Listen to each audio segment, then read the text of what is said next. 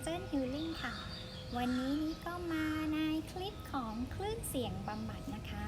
โดยคลื่นเสียงเนี่ยทำงานกับน้ำที่อยู่ภายในร่างกายของเราวันนี้นี่ก็จะใช้คันที่เบสนะคะและก็เครื่องดนตรีอีกชนิดหนึ่งก็คือส้มเสียงค่ะวันนี้จะเน้นเฉพาะใน5 จักระนะคะทำงานกับคลื่นความถี่ที่อยู่ตรงหัวใจของเรา5 จักระนี้เกี่ยวโดยตรงกับความรักความสัมพันธ์นะคะเปลี่ยนคลื่นความถี่ของเราเป็นคลื่นความถี่ที่ดีที่สุดคลื่นความถี่ที่สอดคล้องกับจักรวาลเพื่อความรักความสัมพันธ์ที่ดีขึ้นรวมถึงดึงดูดความรักหรือว่าคู่ที่ดีที่สุดนะคะจะลองให้ฟังเสียง5 จักระกันก่อนนะคะแล้ววันนี้นี่จะทำงานร่วมกันกับคราวนะคะใช้คราวแล้วก็5 จักระทำงานร่วมกัน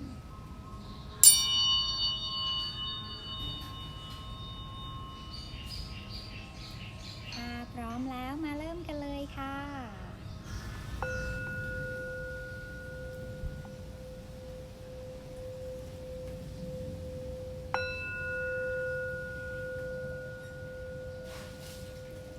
หายใจเข้าลึกๆหายใจออกผ่อนคลายสบายนะคะ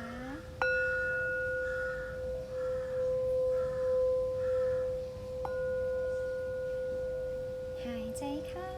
ผ่อนคลายหายใจออกสบายนะคะผ่อนคลายหว่างคิ้วใบหน้ารู้สึกผ่อนคลายเบาสบายผ่อนคลายลำคอบ่าไหล่รู้สึกผ่อนคลายเบาสบาย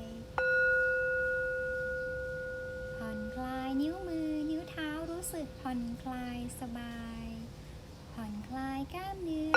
ทุกมัดทุกส่วนรู้สึกผ่อนคลายสบาย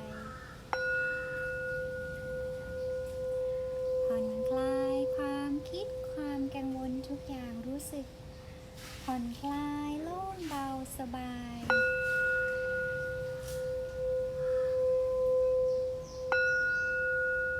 ขออนุญาตนะคะขออนุญาตให้คลื่นเสียงเข้าไปทำงานกับภายในร่างกายของเพื่อนๆเพื่อเปลี่ยนแปลงปรับคลื่นความถี่นะคะให้เป็นคลื่นความถี่ที่ดีที่สุดเพื่อสอดคล้องกับจักรวาลนะคะ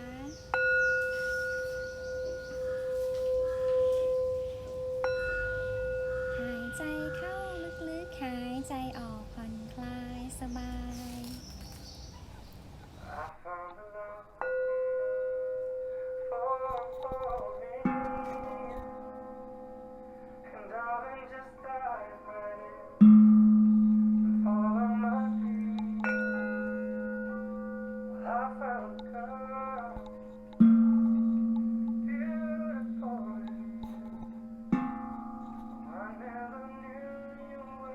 บัดนี้ฉันกลับมาเป็นความรักฉันรักตัวตนของฉันอย่างที่สุดรักในจิตวิญญาณรักในทุกๆสิ่งที่เป็นฉัน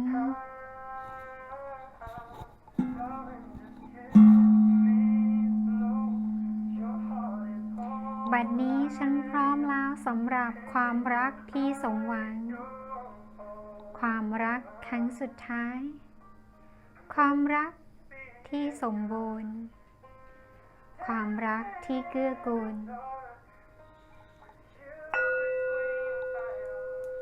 รักที่เป็นรักแท้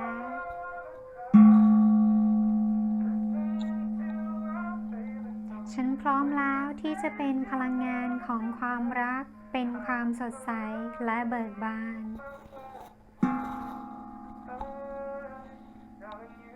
ฉันพร้อมแล้วที่จะเติบโตนำบทเรียนทุกสิ่งทุกอย่าง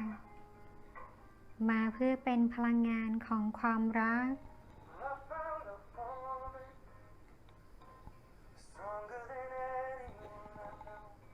ต่อไปนี้ความรักของฉันจะสวีทหวานอย่างที่สุดเขา จะรักฉันทั้งในรูปร่างหน้าตาและจิตวิญญาณจะมองข้ามภาพที่มองเห็นจะมองเห็นฉันในตัวตนในภายใน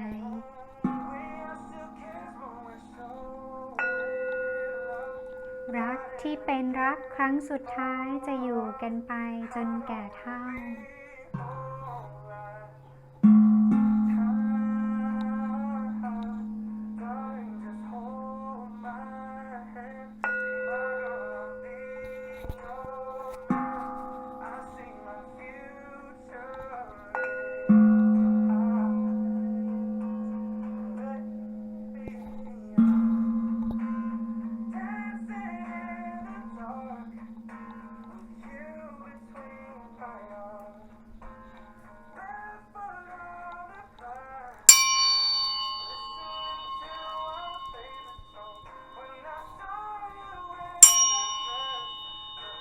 ขอปรับจูนความถี่ของเรา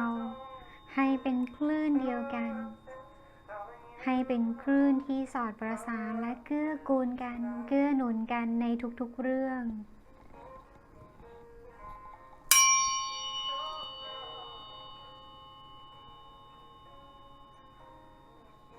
ความรักของฉันในครั้งนี้จะสดใสสมบูรณ์อย่างที่สุดฉันจะได้รับแต่คำอวยพรจากเบื้องบนมีพระเจ้ามีเทวดานางฟ้าคอยนำทางและนำพา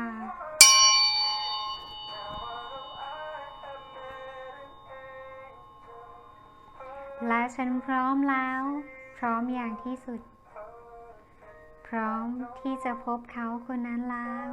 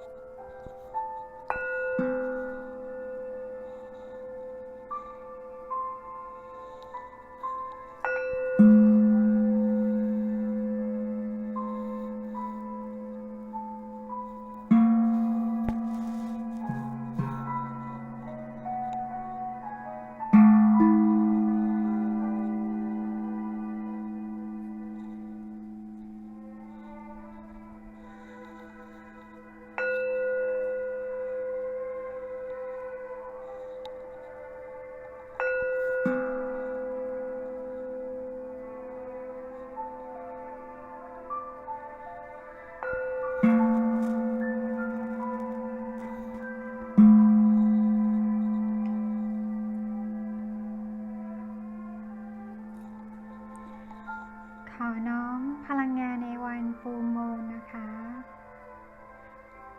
น้อมพลังงานความรักที่หวานชื่น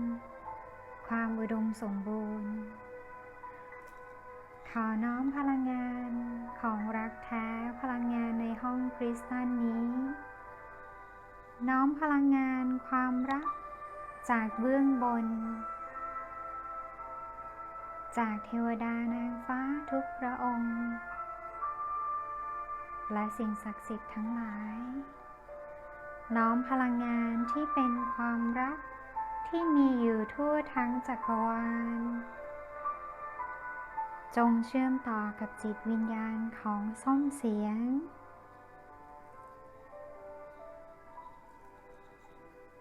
เพื่อปรับจูนความถี่ของความรักในวันนี้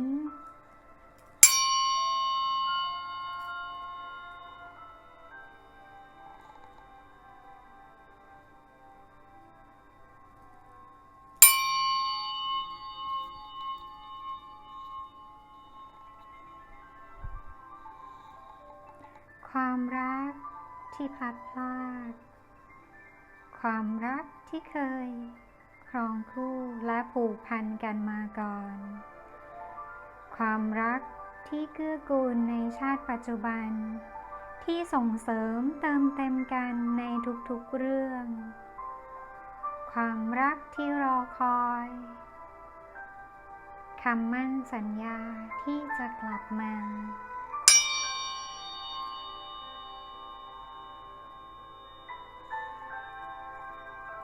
ขอจูนความถี่พลังงานของความรักให้เราได้กลับมาจดจำกันได้ให้เราได้กลับมาเป็นความอบอุ่นให้กลับมาเป็นอ้อมกอดของกันและกันอีกครั้ง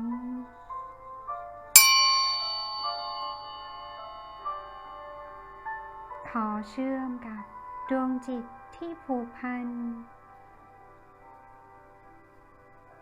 คนที่เป็นคู่รักรักแท้เป็นรักคนเดียวและรักครั้งสุดท้าย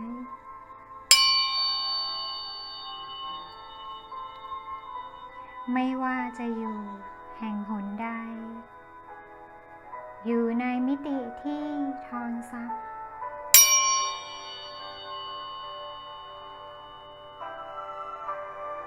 ขอให้เราได้กลับมาเจอกันหากเป็นคู่ที่คบกันอยู่แล้วครองคู่กันอยู่แล้วขอให้ได้กลับมาจดจำกันและกันได้ให้ความรักครั้งนี้ได้แปลเปลี่ยนเป็นความรักที่เป็นรักแท้ที่เชื่อมต่อกันทั้งในกายเนื้อในโลกมนุษย์นี้และในจิตวิญญาณ